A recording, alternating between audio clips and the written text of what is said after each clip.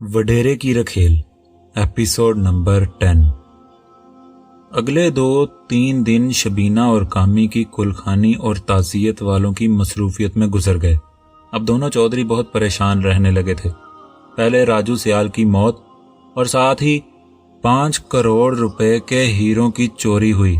फिर सफदर सियाल की मौत के साथ साथ तैयार शुदा गाड़ियों के शेड को आग लगने की वजह से चौधरियों को अरबों रुपयों का नुकसान भी बर्दाश्त करना पड़ा। फिर इस पर मजीद जुल्म ये हुआ कि उस सब की वजह से मार्केट में उनकी वैल्यू डाउन हो गई। अब मजीद कोई कंपनी उनके साथ कारोबार करने को तैयार न थी। उसके बाद उनके अपने ही बरसों पुराने काबिले एतमाद आदमी ने जेवरात और पैसों के लालच में कामी और उसकी बीवी शबीना का कत्ल कर दिया। मेरे पै दर पे वारों ने चौधरियों को अंदर से तोड़ कर रख दिया था। जब से नादर और मैं कराची से वापस आए थे, हम दोनों ही नूर सियाल के साथ काफ़ी वक्त गुजारने लगे थे और आहिस्ता आहिस्ता उसके बहुत करीब हो गए थे। शाहनवाज की मौत के बाद हम दोनों ही उसका दायां और बायां हाथ बनकर रहने लगे। वैसे भी नादर उनका पुराना आदमी था, उसी वजह से ये लोग नादर पर बहुत एतमाद करते थे। ये लोग मुझे भी चौंके नादर का भाई जमील ही समझते थे, इसलिए यहाँ मेरी भी बहुत इज्जत थी। कुछ दिन बाद वड्डे और छोटे चौधरी ने मुझे और नादर को अपने पास बुलाया। दोनों चौधरी कुछ परेशान दिखाई देते थे। शायद उन्हें अब अपनी मौत का डर था। इधर उधर की बातें करने के बाद चौधरी मुद्दे की बात पर आ गए। दोनों चौधरी हमसे ये चाहते थे कि मैं और नादर हवेली और उसके बाकी बचे बाशिंदों की हिफाजत की जिम्मेदारी अपने सर ले लें। इस बात का हमें पहले ही इल्म हो चुका था। अब चूंकि चौधरियों की नज़र में उनके सबसे वफादार और काबिले एतमाद आदमी हम दोनों ही हैं, इसीलिए अब हम दोनों को कोई बड़ी जिम्मेदारी सौंप दी जाएगी। प्लान के मुताबिक ही हमने इतनी बड़ी जिम्मेदारी अपने सर लेने से इनकार कर दिया। फिर दोनों चौधरी हमारी मिन्नत समाजत पर उतर आए, क्योंकि उनकी नज़र में हमारे अलावा अब और कोई ऐसा बंदा नहीं था जो हमसे ज़्यादा काबिल एतमाद और नमक हलाल हो। हमें पहले ही पता था कि हम जितनी भी ना नू करें, लेकिन चौधरियों का ये काम हमें ही करना पड़ेगा। थोड़ी देर टाल मटोल करने के बाद हमने हाँ कर दी। उसके बाद चौधरियों ने हवेली के तमाम पहरेदारों को बुलाकर उन्हें समझा दिया कि आज के बाद तुम सब लोग जमील और नादर के नीचे रहकर ही काम करोगे। आखिर के हम अब चौधरियों के सबसे खास आदमी बन चुके थे।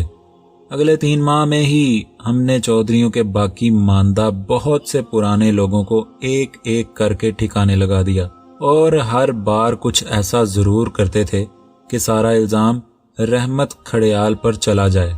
आखिर के रहमत खड़ेयाल भी मेरी बर्बादी का थोड़ा बहुत जिम्मेदार जरूर था। अच्छा खासा सियासी असरो रसूख होने और इंतखाबात में कामयाबी के बावजूद उसने मेरे घर वालों की मौत पर कोई अहम इकदाम नहीं उठाया था, बल्कि मेरे अब्बू ने इंतखाबात में उसका बहुत साथ दिया और उसे इंतखाबात में कामयाब कराया था। मगर रहमत खड़ेयाल ने मेरे माँ बाप, बहन और मेरे यानी कमाल पाशा के कातलों को पकड़वाने के लिए कुछ नहीं किया था, जबकि पूरा गांव जानता था कि हमारी तबाही के जिम्मेदार यही चौधरी हैं। खैर, रहमत खड़ेयाल ने सोचा होगा कि मेरे साथ साथ मेरे माँ बाप और मेरी बहन भी मर चुकी है। दुनिया की नज़र में तो उस दिन हमारा पूरा ख़ानदान ही चौधरियों ने ख़त्म कर दिया था। इसीलिए रहमत खड़ेयाल ने भी हमें इंसाफ दिलाने के लिए कोई ख़ास पेशरफ्त नहीं की थी। शायद वो हमारे चक्कर में चौधरियों से दुश्मनी मोल लेना ही नहीं चाहता था। रहमत खड़ेयाल को नहीं पता था कि कमाल पाशा अभी जिंदा है।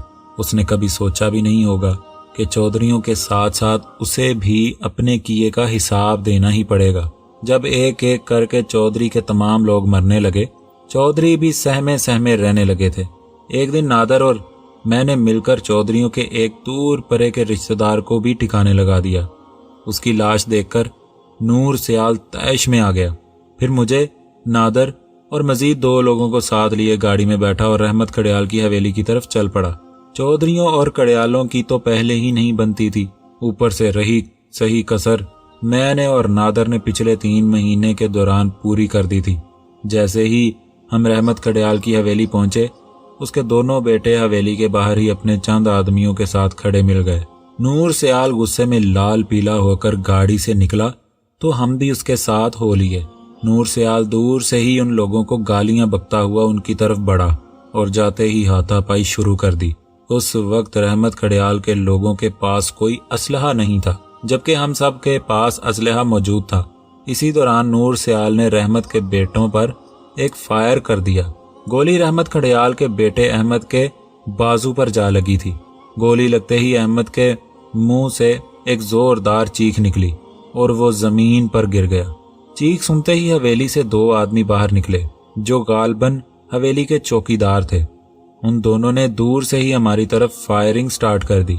ایک فائر نادر کی ٹانگ میں لگا جبکہ دوسرا فائر نور سیال کے پیٹ میں لگا تھا۔ فائر لگتے ہی نور سیال اور نادر زمین پر گر گئے۔ دونوں کا بہت زیادہ خون بہہ رہا تھا۔ نادر کا خون نکلتے دیکھ کر میں غضبناک ہو گیا۔ میں نے جواباً اندھا دھند فائرنگ سٹارٹ کر دی۔ میری فائرنگ سے رحمت کھڈیال کے 2 آدمی موقع پر ہی مارے گئے جبکہ باقی سب لوگ بھاگ کر حویلی میں گھس گئے۔ باقی سب لوگ تو حویلی میں جا چھپے مگر رحمت کا زخمی بیٹا احمد کھڈیال وہیں پڑا رہا۔ پھر میں نے ایک گولی اس کی کھوپڑی میں مار کر اس کا کام تمام کر دیا۔ اسی دوران نادر خود کو گھسیٹتے ہوئے ہماری گاڑی تک پہنچ چکا تھا۔ احمد کھڈیال کو گولی مار کر میں سیدھا نادر کی طرف بڑھا اور اسے اٹھا کر گاڑی میں ڈال دیا۔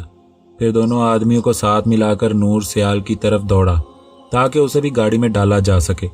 ابھی ہم لوگ نور سیال کو اٹھا ہی رہے تھے کہ پیچھے سے ایک بار پھر فائرنگ سٹارٹ ہو گئی۔ اس بار گولیاں چودھری کے 2 آدمیوں میں سے ایک کو لگی تھیں اور وہ بھی موقع پر ہی ہلاک ہو گیا تھا۔ میں نے نور سیال کا لیوگر اس کے ہاتھ سے لیا اور حویلی کی طرف فائرنگ کر دی۔ میرے ایک ہاتھ فائر کرتا ہوا لیوگر تھا جبکہ دوسرے ہاتھ سے میں نور سیال کو گھسیٹ کر گاڑی کی طرف لے جا رہا تھا۔ جیسے کیسے ہم لوگ گاڑی میں سوار ہو کر وہاں سے نکل پڑے۔ گاڑی میں خود ڈرائیو کر رہا تھا۔ پیٹ میں گولی لگنے کی وجہ سے نور سیال ادمرا ہو چکا تھا۔ اس کے بچنے کی مجھے کوئی امید نہیں نظر آ رہی تھی۔ گاڑی کا رخ گاؤں کی طرف تھا۔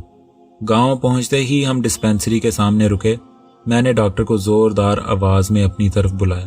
ڈاکٹر دوڑتا ہوا گاڑی کی طرف آ گیا۔ اتنی دیر میں اور چودھری کا آدمی گاڑی سے اتر چکے تھے۔ ہم تینوں نے ایک ایک کر کے نادر اور نور سیال کو گاڑی سے باہر نکالا۔ ڈاکٹر نے نور سیال کو چیک کیا تو نور سیال آخری سانسیں لے رہا تھا۔ تھوڑی دیر بعد ہی نور سیال بھی ہلاک ہو گیا۔ 1 گھنٹہ کے اندر اندر ڈاکٹر نے نادر کی ٹانگ سے گولی نکال دی تھی۔ ابھی نادر بے ہوش تھا مگر خطرے سے باہر تھا۔ اسی دوران دونوں چودھری اور نور سیال کی بیوی بھی ڈسپینسری پہنچ گئے تھے۔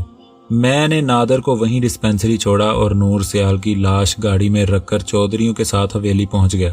راستے میں ہی میں پوری داستان چودھریوں کو سنا چکا تھا۔ اپنے آخری بیٹے کی لاش دیکھ کر وڈا چودھری گمسم ہو چکا تھا۔ چھوٹے چودھری کی اکلوتی بیٹی کی موت نے تو پہلے ہی اس کی کمر توڑ دی تھی۔ دوسرے لفظوں میں دونوں چودھری اب لاوارث ہو چکے تھے۔ اب ان کے گھر میں ان کے جنازوں کو کاندھا دینے والا بھی کوئی مرد باقی نہیں تھا۔ شام تک نور سیال کا کفن دفن بھی کر دیا گیا تھا۔ کفن دفن کے سارے معاملات میں نے ہی سر انجام دیے تھے کیونکہ چودھریوں کا آخری سہارا اب صرف میں ہی تھا۔ کھڈیالوں نے میرے خلاف قتل کا پرچہ بھی درج کرا دیا تھا لیکن جب تک چودھری زندہ ہیں مجھے کوئی گرفتار نہیں کر سکتا تھا۔ اگلے چند دن تعزیت والوں کی مصروفیات میں ہی گزر گئے۔ اسی دوران نادر ڈسپینسری سے فارغ ہو کر اپنے گھر پہنچ چکا تھا مگر ابھی وہ چلنے پھرنے کے قابل بالکل نہیں تھا۔ اگلے 1 ماہ تک اسے بستر پر ہی رہنے کی ہدایت کی گئی تھی۔ اب نور سیال کی موت کو 10 دن گزر چکے تھے۔ میں اور حنیف خان نادر کے پاس بیٹھے گپ شپ کر رہے تھے۔ پچھلے 10 دنوں میں حنیف خان نے نادر کی بہت خدمت کی تھی۔ حویلی کے معاملات کی وجہ سے مجھے نادر کے پاس چکر لگانے کا بہت کم وقت ملا تھا۔ اب میں دن رات حویلی میں ہی رہنے لگا تھا۔ شمسا میرے حویلی میں رہنے کے سخت مخالف تھی۔ میں نے شمسا کو بڑی مشکل سے راضی کیا ہوا تھا۔ نادر سے گپ شپ کرتے ہوئے میں نے اسے بتایا کہ اب میں جلد سے جلد وڈے اور چھوٹے چودھری کا کام تمام کرنا چاہتا ہوں کیونکہ دونوں چودھری گاؤں کی لڑائیوں سے بہت تنگ آ چکے تھے اور دونوں بھائی کافی بیمار بھی رہنے لگے تھے۔ اسی لیے یہ دونوں بھائی یہاں سے سب چھوڑ چھاڑ کر اپنی لاہور والی کوٹھی میں شفٹ ہونے کی پلاننگ کر رہے تھے۔ نادر نے میری ہاں میں ہاں ملائی اور بولا، کمال مجھے افسوس ہے کہ اس کام میں اب میں چاہ کر بھی تمہارا ساتھ نہیں دے سکتا۔ क्योंकि मैं तो उठकर चल भी नहीं सकता। मैंने नादर का हाथ अपने हाथ में थाम लिया और फिर उसके हाथों को चूमते हुए बोला, नादर मेरे भाई, तुमने मेरा बहुत साथ दिया है। इतना तो कोई अपना सगा भी नहीं करता जितना कुछ तुमने दोस्त होकर मेरे लिए किया है। मैं अपनी जान देकर भी तुम्हारा एहसान नहीं चुका सकता। बस तुम फिक्र ना करो, अब आगे का काम मैं और हनीफ खान सर अंजाम दे लेंगे। तुम बिल्कुल बेफिक्र रहो। काफ़ी देर इधर उधर की बातें करने के बाद मैं अपनी जगह से उठते हुए बोला, चलो नादर, अब तुम थोड़ा आराम कर लो, बाकी बातें बाद में करेंगे। ये कहकर मैं और हनीफ खान कमरे से बाहर निकल गए। हनीफ खान मेरे डेरे की तरफ निकल गया था और मैं शमसा के पास जा बैठा। शाम को मैं और नादर फिर से इकट्ठे बैठे थे। मैं नादर से अकेले में कुछ बातें करना चाहता था। मैं नादर से बोला, नादर मेरे यार, अब मैं जो तुमसे कहने जा रहा हूँ, इन बातों को गौर से सुनना। बस यूं समझ लो कि ये मेरा आखिरी फैसला है और तुम्हें ये मानना ही पड़ेगा। नादर के चेहरे पर परेशानी के आसार नुमाया हो गए। नादर, पता नहीं कल को मैं रहूं या ना रहूं, लेकिन तुम मेरी एक बात जरूर मानोगे। हमारे बैंक वाले अकाउंट में जितने भी पैसे हैं वो सब तुम्हारे और शमसा के हैं। तुम लोग जैसे चाहो उन्हें इस्तेमाल करना। मेरा तो अब इस दुनिया में तुम्हारे सिवा और कोई नहीं है। बस मैं चौधरियों का खात्मा करने के बाद खुद को कानून के हवाले कर दूंगा। और वैसे भी अगर मैंने खुद को कानून के हवाले अगर खुद नहीं किया तो चौधरियों के मरने के बाद तो पुलिस मुझे पकड़ ही लेगी। मैं अब इस जिंदगी से तंग आ गया हूँ। कमाल, होश में तो है, तेरा दिमाग तो खराब नहीं हो गया? नादर गुस्से से मुझे घूरते हुए बोला। नादर की बात सुनकर मेरा लहजा भी सपाट हो चुका था। हाँ यार, मैंने फैसला कर लिया है। अब मैं मजीद तेरे लिए कोई परेशानी खड़ी नहीं करना चाहता। और वैसे भी चौधरियों के रहे सहे खानदान को ख़त्म करने के बाद पुलिस का सीधा शक मुझ पर ही जाएगा, और अगर मैं पकड़ा गया तो इस केस की पूरी जांच पड़ताल होगी और फिर तुम और हनीफ खान भी पकड़े जाओगे, और मैं ऐसा बिल्कुल नहीं होने दूंगा। और फ़र्ज़ किया अगर मैं पुलिस से बच भी गया तो रहमत खड़ेयाल मुझे नहीं छोड़ेगा। आखिर उसके बेटे को मैंने ही तो मारा है। बस अब मैं मजीद नहीं लड़ सकता। देख, चौधरियों से लड़ाई का बदला लेते लेते मेरा हंसता बसता खानदान ख़त्म हो गया और अब मैं रहमत खड़ेयाल का भी दुश्मन बन चुका हूँ। वो लोग तो यही समझते हैं कि मैं नादर का भाई जमील हूँ। इस तरह तुम्हारी और शमसा दोनों की जान को भी खतरा है। मैं अब तुम लोगों को नहीं खोना चाहता। नादर मेरे भाई, देख, चौधरियों के मरने के बाद रहमत खड़ेयाल मुझसे ज़रूर अपने बेटे का बदला लेना चाहेगा, और फिर कहीं ऐसा ना हो कि उस बदले की लपेट में तुम और शमसा भी आ जाओ। बस अब मैं ये चाहता हूँ कि तुम और शमसा यहाँ से कहीं दूर चले जाओ। तुम भी शादी करके अपना घर बसा लेना। बैंक में हमारा बहुत पैसा पड़ा है। तुम कोई अच्छा सा कारोबार कर लेना और सुकून की ज़िंदगी गुजारना। और हाँ, शमसा और मेरी, यानी कि शमसा और जमील की तलाक के कागजात पर मैंने जमील के साइन कर दिए हैं। तलाक के कागजात मैंने पैसों वाले बैग में ही रख दिए हैं। अगर तुम बेहतर समझो तो मेरे जेल जाने के बाद शमसा से भी उन पर साइन करा लेना और फिर किसी अच्छे घर में उसकी धूमधाम से शादी कर देना, वरना बाकी तुम्हारी मर्जी है। जैसा तुम बेहतर समझो वैसा कर लेना। मेरी बातें सुनकर नादर गमगीन हो गया था। उसकी आंखें नम हो चुकी थी। कमाल मेरे भाई, ऐसा मत कर, मैं हूं ना तेरे साथ। हम दोनों मिलकर कोई रास्ता निकालेंगे यार। नहीं नादर, अब ऐसा नहीं हो सकता। मैंने जो फैसला किया है यही ठीक है और तुम्हें ये मानना पड़ेगा। ये कहकर मैं नादर के गले लग गया।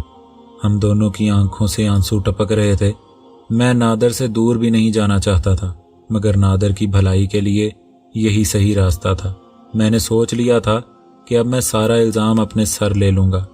जितने भी कत्ल हम दोनों ने मिलकर किए थे उनका जिम्मेदार मैं अकेला था। नादर तो बस अपनी दोस्ती का फ़र्ज़ अदा कर रहा था। मैं अब उसके लिए मज़ीद परेशानियों का सबब नहीं बनना चाहता था। काफ़ी देर तक हम यूं ही गले लगकर रोते रहे और फिर मैंने नादर से अलग होते हुए उसे कहा, चल नादर, अब चुप कर जा। आज शायद हम आखिरी बार रात का खाना इकट्ठे खाएंगे। चल अब तू यहीं बैठ और मैं शमसा को खाना लगने का कह कर आता हूँ। मैं और नादर रात के खाने से फारिग हो चुके थे। रात की तारीकी अपने पर फैला रही थी। मैं एक बार फिर नादर के गले लग गया। अब की बार हम बिल्कुल नहीं रोए थे। फिर मैंने नादर से इजाज़त मांगी और रुखसत होकर शमसा के पास चला गया تھوڑی دیر شمسا کے ساتھ وقت گزارنے کے بعد میں گھر سے باہر نکل آیا۔ میرا رخ اپنے ڈیرے کی طرف تھا۔ اسی راستے پر ڈیرے سے پہلے میرا گھر بھی آتا تھا۔ جب میں اپنے ویران گھر کے پاس سے گزرنے لگا تو میرے قدم ڈگمگا گئے۔ نہ چاہتے ہوئے بھی میں اپنے اجڑے گھر میں داخل ہو گیا۔ میں گھر کے ہر ایک کمرے میں گیا اور گزرے لمحے یاد کر کے آنسو بہاتا رہا۔ ہائے، کبھی یہاں میرا ہنستا بستا گھر ہوا کرتا تھا۔ میری چھوٹی بہن بینا ہر وقت مجھ سے معصومانہ ہنسی مذاق کرتی رہتی تھی۔ ظالموں نے میرے خوشحال گھرانے کو ویران بنا دیا تھا۔ پھر میں چلتے چلتے اسی جگہ پہنچ گیا جہاں میری ماں نے میری جھولی میں سر رکھ کر اپنی جان دی تھی۔ میں پاگلوں کی طرح اس جگہ کو چومنے لگا۔ میرے آنسو نے اس جگہ کو تر کر دیا تھا۔ میں گھنٹوں اسی جگہ بیٹھا اپنی ماں کو یاد کر کر کے روتا رہا۔ آج اس جگہ سے اٹھ کر جانے کو میرا دل بالکل بھی نہیں مان رہا تھا، لیکن آخر مجھے یہاں سے جانا ہی تھا۔ آخر کب تک میں یہاں بیٹھا روتا رہتا؟ آج مجھے اپنا بدلہ بھی تو لینا تھا۔ میں نم آنکھوں اور لرزتے قدموں سے اٹھا اور گھر سے باہر نکل کر اپنے ڈیرے کی طرف چل پڑا۔ ڈیرے کی طرف جاتے ہوئے راستے میں ہی پہلے ہماری زمینوں کا آغاز ہوتا تھا۔ پک ڈنڈی کی دونوں جانب میری ہی زمینیں تھیں، جہاں اب پہلے کی طرح سرسبز فصلیں لہرا رہی تھیں۔ ان لہلہاتی فصلوں کو دیکھ کر مجھے اپنے بابا کی یاد شدت سے آنے لگی۔ میرے بابا کتنے اچھے تھے، وہ تو کبھی کسی سے جھگڑا بھی نہیں کرتے تھے، لیکن ظالموں نے میرے بوڑھے ماں باپ کو زندہ جلا دیا۔ انہی سوچوں میں گم میں اپنے ڈیرے پر پہنچ چکا تھا۔ امید ہے دوستو آج کی ایپیسوڈ آپ کو پسند آئی ہوگی۔ ویڈیو کو لائک کریں، کمنٹ باکس میں اپنی رائے کا اظہار کریں اور چینل کو سبسکرائب کر دیں۔ آپ کا بہت شکریہ۔ اپنا خیال رکھیں۔ اللہ حافظ۔